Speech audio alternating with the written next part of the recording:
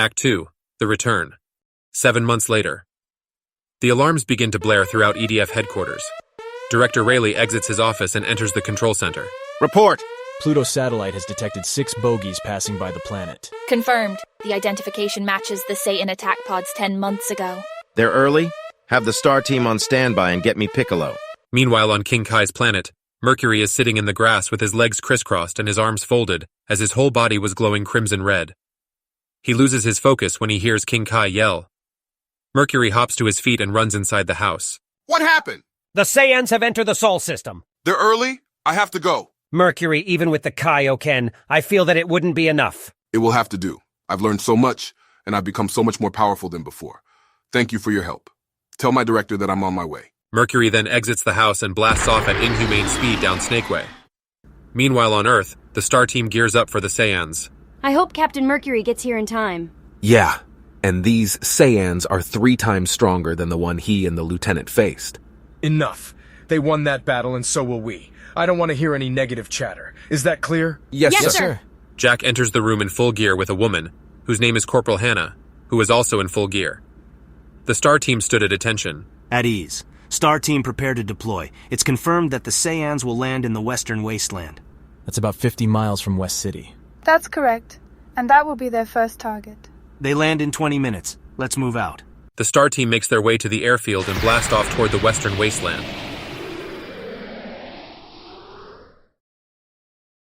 20 minutes later, 6 Saiyan attack pods impact the Earth, creating a large crater. With a hissing noise, they open. The first one to step on the ground was a female Saiyan. Her name is Gi-Ne. She looks around the area and admires the green fields full of wildflowers. This place is beautiful. She is joined by the other Saiyans. Bardock, who leads the squad. Shugesh, Tora, Fasha, and Borgos join them and survey their surroundings. Suddenly, their scouters begin to beep. They look toward the direction it was pointing and see 6 humans landing meters away from where they stood. So that's the so-called Star Team? Bardock observes the humans and realized that one was missing. He recognized Jack from Raditz's scouter recording. Fasha taps on her scouter and scans the humans and is not impressed. The bald one is their strongest. He's only 3,250. Huh, not even a threat. I'm Lieutenant Jack of the Earth Defense Fighters, Star Team Division. This is as far as you'll go, Saiyans. Leave Earth at once or we will use force. I would love to see that, Earthling. Hey, Bardock, what's the rush? Why don't we have some fun with these Earthlings? I brought the Cybermen along. I do want to see what they are capable of. Bardock nods as Shugesh takes out a small brown bag. He then proceeds to dig small holes and plant 8 strange-looking seeds. Almost instantly, they grow into multiple short green plant-like aliens. The Star Team were startled at the sight of it. Who's first? Me! And I want to fight all of them at once. Sergeant, are you out of your mind? Nicholson turns his head towards him with a confident smile. Bardock taps on his scouter and scans Nicholson. It reads 1,950. Someone has a death wish. He asked for it. Nicholson steps forward and is encircled by 8 Cybermens. Nicholson stood tall with a stoic face. The Cybermens all lowered into their attack stance and slowly moves closer to him. Then one of the creatures dashes at Nicholson at full speed. Nicholson stood still as the creature got closer and closer. Then suddenly Nicholson vanishes from its sight, and suddenly reappears with an elbow attack that strikes the creature in its chest, sending the creature flying backwards. The other 7 then attack the human with a fury of kicks and slashes with their claws. Nicholson was dodging, blocking and countering with ease. The first Cyberman that attack flanks the human. Its head splits open and shoots out a white fluid. Nicholson dodges it and the fluid continues toward the Star Team. They all jumped out the way as the fluid splash on the ground. It then melts through the ground. They stared in shock to see that it was extremely acidic. Nicholson goes on the offensive. He grabs the second Cyberman by the neck, breaks it, and then hurls the body at 3 other Cybermen who were dashing at him. The force of the throw impacts them and sends them to the ground dazed. Nicholson, at inhuman speeds, proceeds to strike the remaining 5 with a karate chop to their neck and hurls them to ground. Pile them up with the other 3. He flies right above them and extends both of his hands forward and fires a key wave at them, which completely destroys all the Cybermen. When the smoke clears, there is nothing left. He lands a few meters away from the Saiyans. He looks at them and brushes his shoulder. He then turns and rejoins his teammates who are cheering for him. What?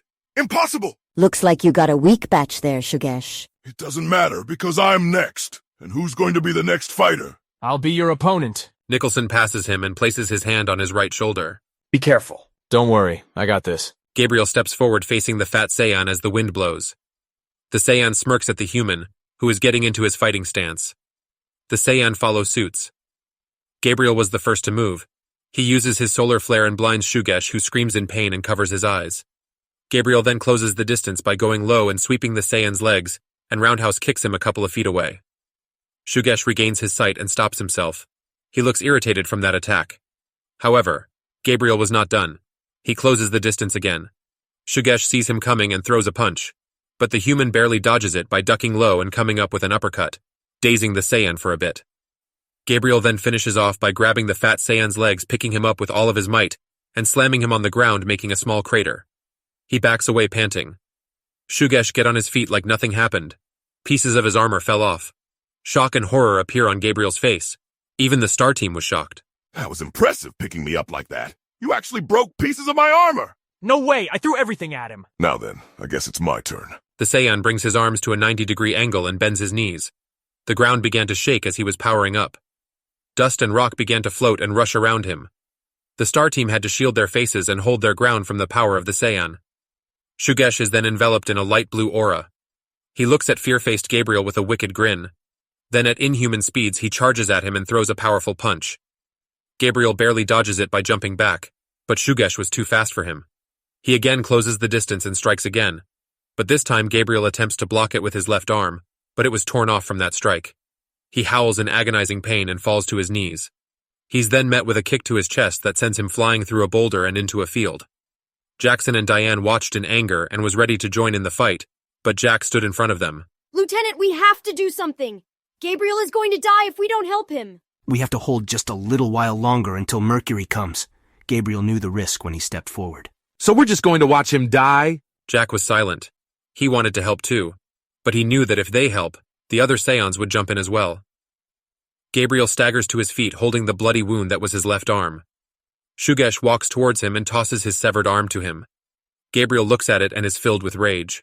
I will not lose. You think you can just come to our planet and take it? I don't think so. He then screams like a madman as he charges towards the fat Saiyan. Gabriel throws an onslaught of kicks and punches with his only arm at Shugesh. Each attack was blocked with ease with a cocky smirk on his face. Then Shugesh knees him in the chest and punches him in the face, which pushes him back.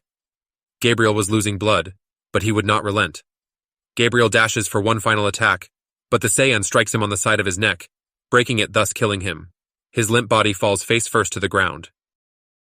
It was at that moment that Jackson, Diane, and Hannah blast off straight towards Shugesh and throw a combined punch at the Saiyan, sending him flying away. They continue to pursue, but are intercepted by Guine and Fasha. Diane and Hannah fight with the two Saiyaness while Jackson continues for Shugesh. Diane and Hannah began to clash with Guine and Fasha. Nicholson jumps in and takes on Borgos while Jack and Tora go at it. A brawl erupts between the humans and the Saiyans. Bardock continued to stand by and watch.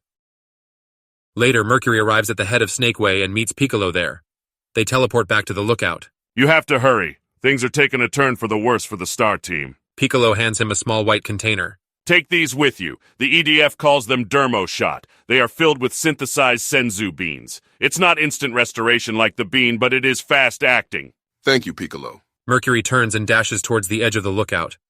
He jumps off and free falls for a few seconds before blasting off at incredible speeds. This isn't good. I'm sensing 3 of them.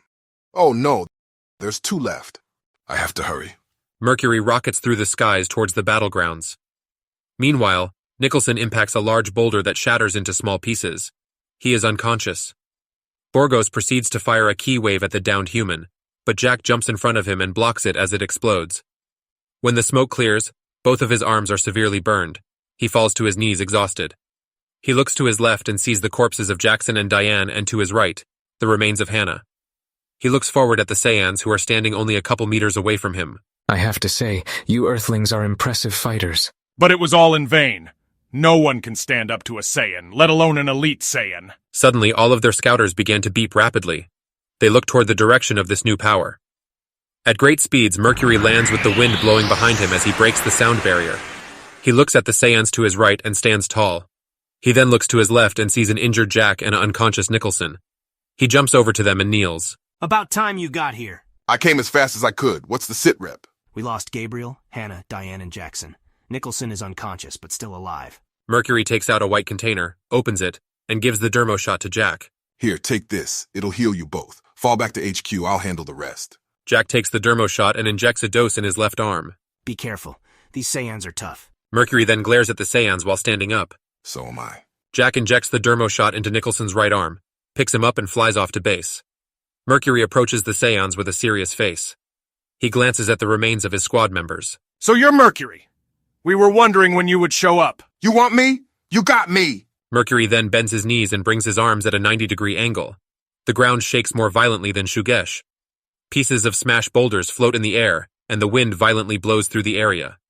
Mercury lets out a roar as he powers up. The Saiyans stood by with a surprised look on their faces. Tora presses his scouter to scan him. Mercury then abruptly stops screaming and powering up.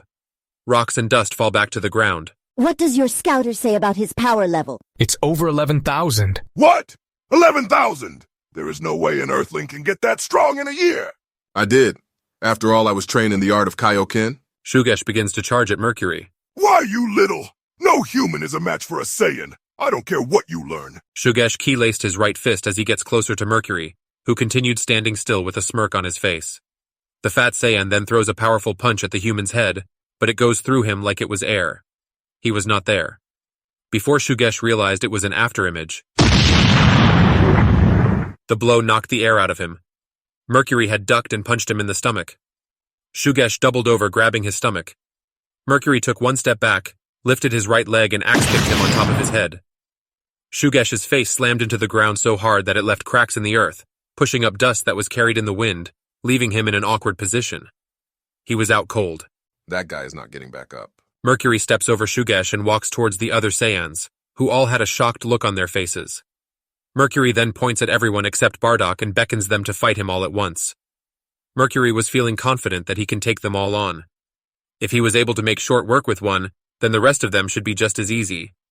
The four Saiyans, with the exception of Bardock, surround the human and enter into their fighting stance. Borgos was the first to attack head-on by throwing a punch, but Mercury dodges with ease.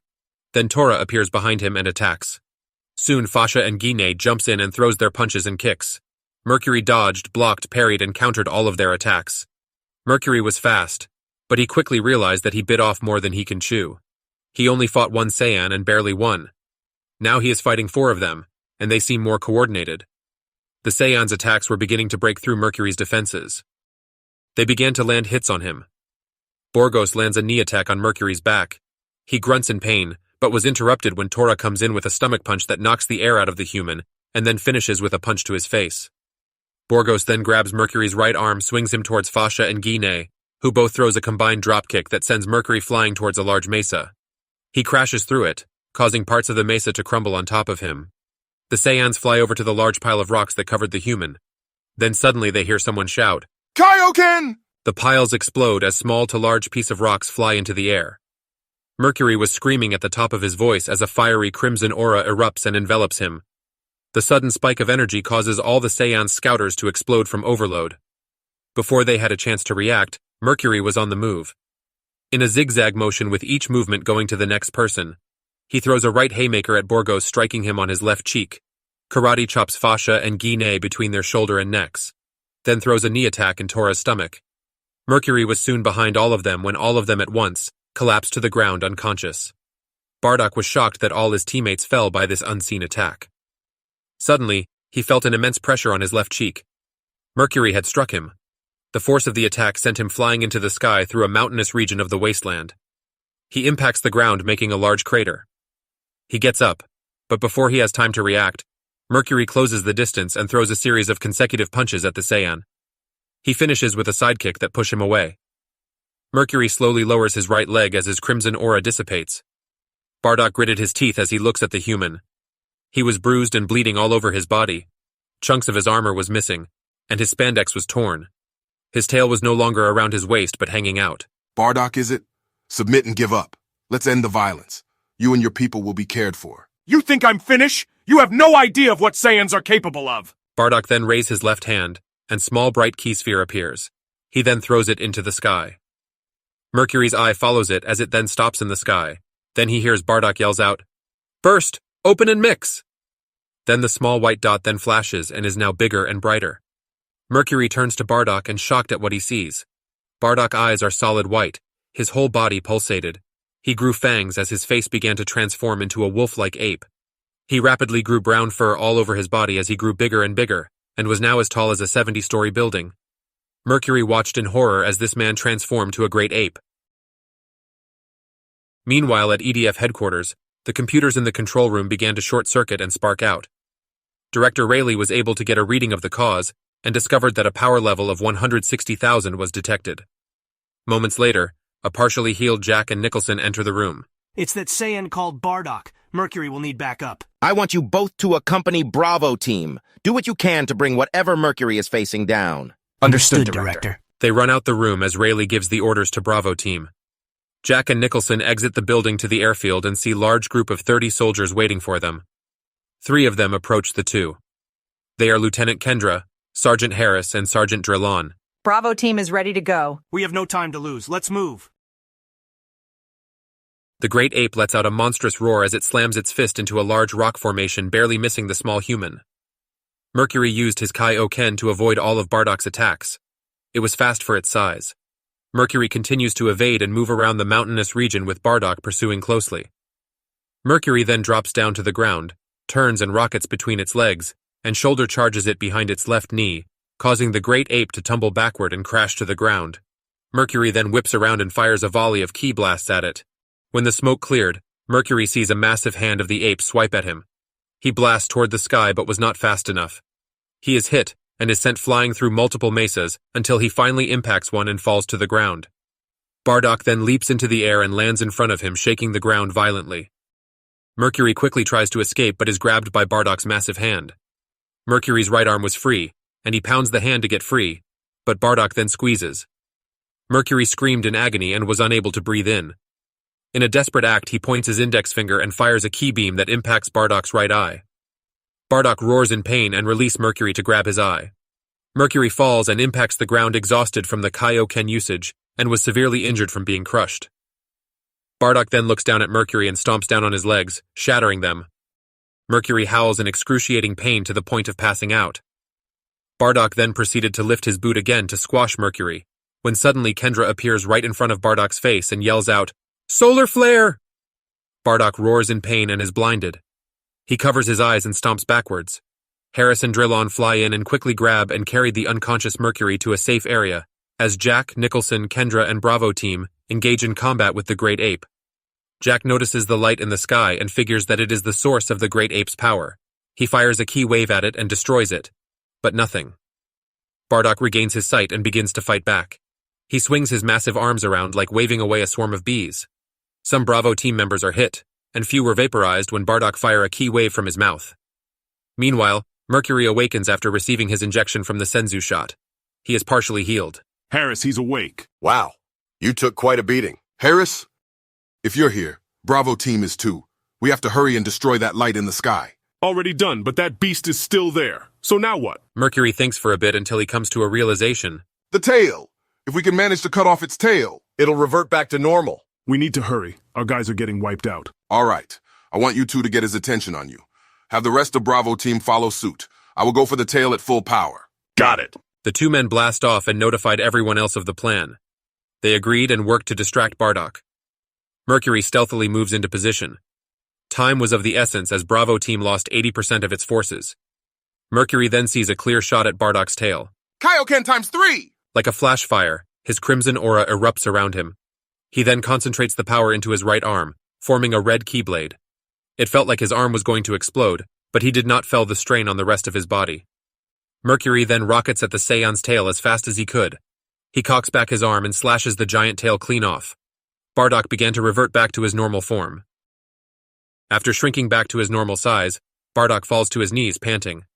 Then, a Bravo Team member moves in and places an armband on his left arm that lights up blue. He looks around and is surrounded by all the human fighters. He is picked up and placed in handcuffs. Bardock tried to resist but is shocked that he can't do anything. That armband took his powers away. The group then fly off back to the original point of the battle. There the EDF had arrived in the area. There was a large aerial transport taking all 6 Saiyan pods to Capsule Corp for study. They collected the bodies of the fallen Star Team members in body bags and placed them on the transport. There another aerial passenger transport where Bardock and his squad, who were also wear the same armband and cuffs, was being escorted by an armed guard. Mercury walks over the communication officer and contacts headquarters. This is headquarters. This is Captain Mercury. Mission is successful. The Saiyans have been subdued and are ready to be transported for detainment. Great work, Captain. I don't know how you did it. It was the sacrifices of Gabriel, Hannah, Jackson, Diane, and the 19 members of Bravo team. We'll never forget them. Return to base to be debriefed. Yes, sir. He gives the communicator back to the officer as Jack, Kendra, Nicholson, Harris, and Drillon join him. So what now? Return to base to be debriefed by the director.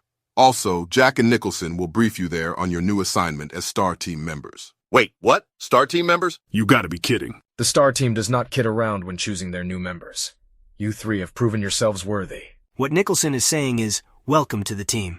All right, I will meet y'all back at base. I'm going to ride in the transport with our new friends. As the Star Team flies off to headquarters, Mercury boards the transport with Bardock and his comrades who are strapped into their seats against the wall. They are surprised to see that they are joined by Mercury, who sits on the opposite side of them. They watch him, as he slouches back in his seat, rubbing the back of his neck. He was obviously tired. He asks the pilot how long it would take to reach HQ. It would take 2 hours. The transport lifts off into the sky and flies to HQ. This type of transport was built for long-distance travel, so it came with its own vending machine that can produce snacks and even whole meals. Mercury walks over to an onboard vending machine and orders a candy bar. He sits back down and devours the candy. He glances up at the Saiyans.